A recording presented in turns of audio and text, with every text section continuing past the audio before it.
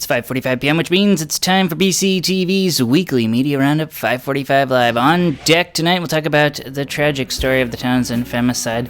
We'll also break down this week's primary results, and we'll get the NRC's huge news this week.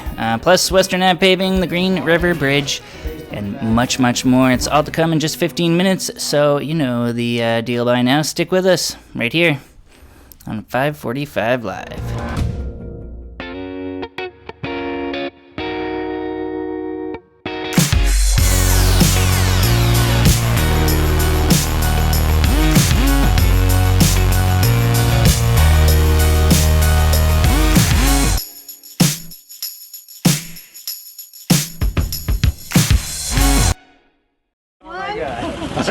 Here we go. You look beautiful.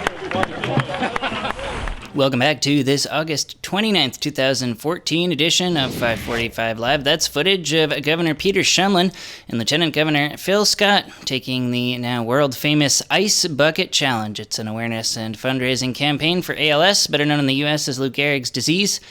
Now, the campaign, which reached a viral fever pitch in recent weeks through social media engines like Facebook, sets nominated celebrities with the choice of partaking in the challenge by dousing themselves with a bucket of ice water or buy their way out with a donation to ALS-related charities, with celebrities and non-celebrities alike across the nation taking the plunge and forking out the funds in unprecedented numbers. So now with that into the headlines we go here on 5:45 Live. We'll break down everything mentioned in the coming up, though this week's top stories have a bit more of a tragic spin on them, as last week the Vermont State Police released their preliminary findings in the shocking Townsend femicide of 20-year-old area resident Caitlin McFadden, who, according to the VSP report, was shot to death by her boyfriend, 26-year-old Shane Broder, shortly before Broder committed suicide using the same gun.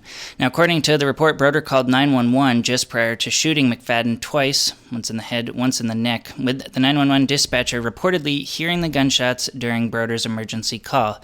Police were immediately dispatched to the scene, where they encountered Broder unresponsive on the property's front lawn, and he was pronounced dead at the scene, while McFadden was declared in critical condition and rushed to Grace Cottage Hospital, where she was airlifted to Dartmouth-Hitchcock and would later succumb to her severe injuries. And it's a devastating tragedy at the local level. However, the story of a woman murdered at the hands of her intimate partner is anything but uncommon, with the Huffington Post reporting that on average every day 3 women are murdered by an intimate partner, with roughly 40% of all female homicide victims dying at the hands of someone they are currently in or have been in a relationship with.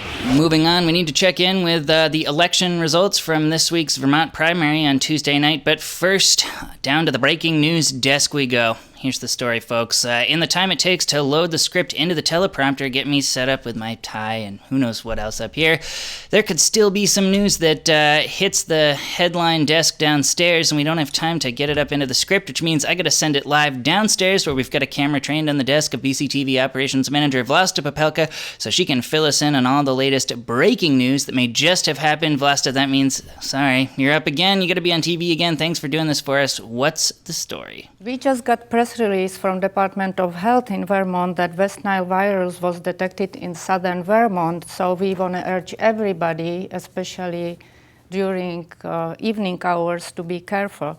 All information are posted at healthvermont.gov, or you can call helpline 800-913-1139. So West Nile has been detected in a mosquito pool in Brattleboro as well as in Putney. West Nile is a disease that's caused by mosquito-borne virus. Less than 1% of people who are infected develop a severe illness. About 20% of infected people have more mild symptoms.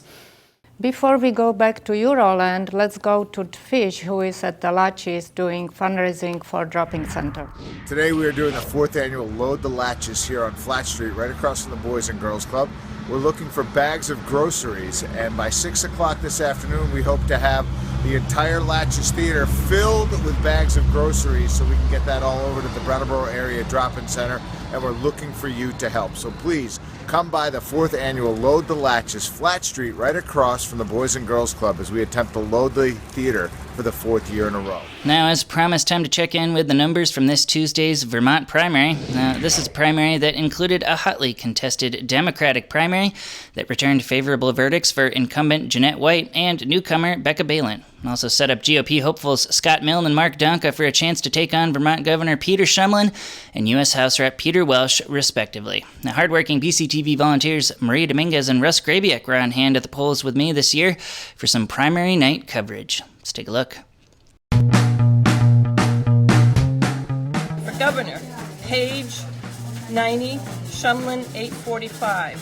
State senator, okay, Albee, 268. Balint, 699. Bowman, 128.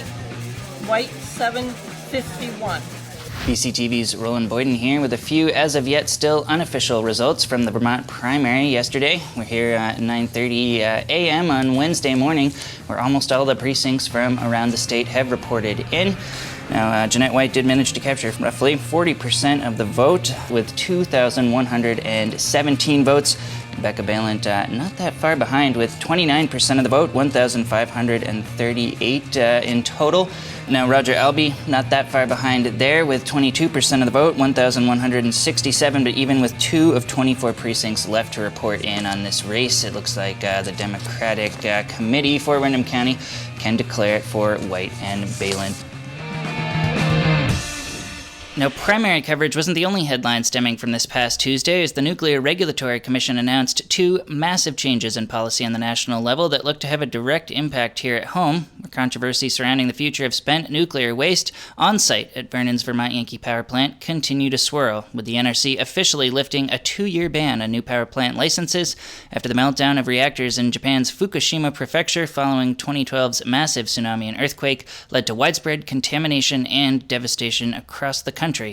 And while the ban lifting has been the predominant headline nationwide, the Commission's additional move to lift the 60-year restriction of housing spent fuel on site at reactors across the nation in favor of the option for policy-backed indefinite storage could affect travel plans for some 3 tons of radioactive waste currently housed on the Vermont Yankee Power Plant grounds just a few miles south in Vernon.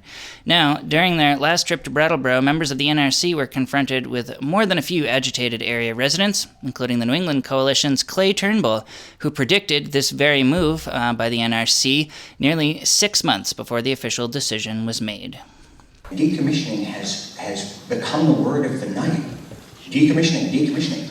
We've got how many more months of operation between now and then? And looking at the inspection findings from the past year, there's a lot there that needs discussion.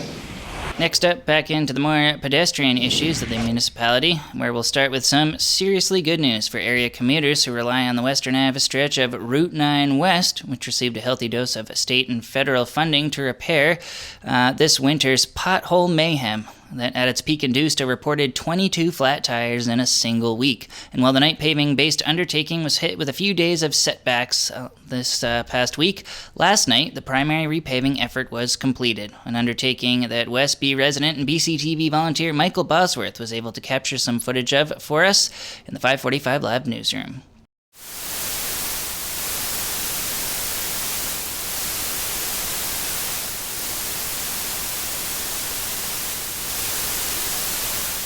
Next up, we'll head south to Guilford, where we've been following the growing controversy as the municipality wrestles with decisions regarding the town's Green River Bridge after an investigation earlier this year turned up structural integrity flaws that forced officials to halve the official load capacity and go back to the drawing board when it comes to both short-term and long-term solutions for the Green River Bridge.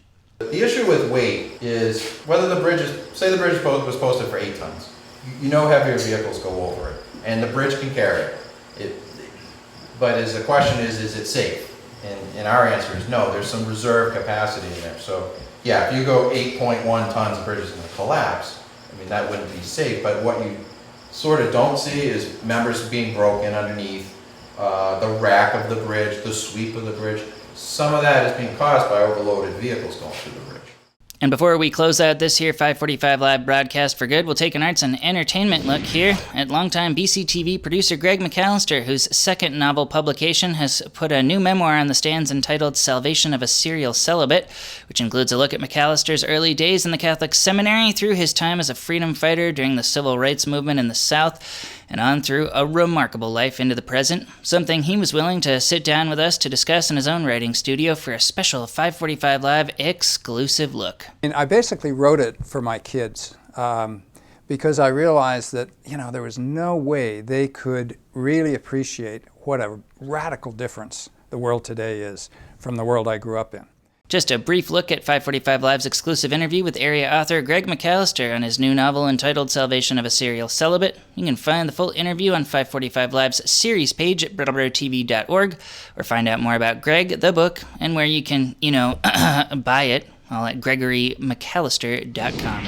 All right, just a few things to wrap up on this Friday edition of 545 Live, including our calendar feature, all sponsored by the Brattleboro Savings and Loan, as they help fund our weekly look at area upcoming events as we dive into the weekend here and take a look at Future Fest 3, a quote, annual awesome multi-day arts and music festival complete with mind-blowing expansionists and fun including music, puppetry, dance, performance art, free food, field day, art making, and more. All right, that does it here for 545 Live. Thanks for checking in with us. We'll be back next Friday, 5:45 p.m. Eastern Time, right here on BCTV Comcast Channel 8. In the meantime, thanks for watching. Notice it says a true story on the front. At one point in time, they might have called it a novel or, as you say, a memoir now, but is it all truth? Is there any fiction? It's all truth, even though as I read it, part of it feels like it's fiction, but it's all true.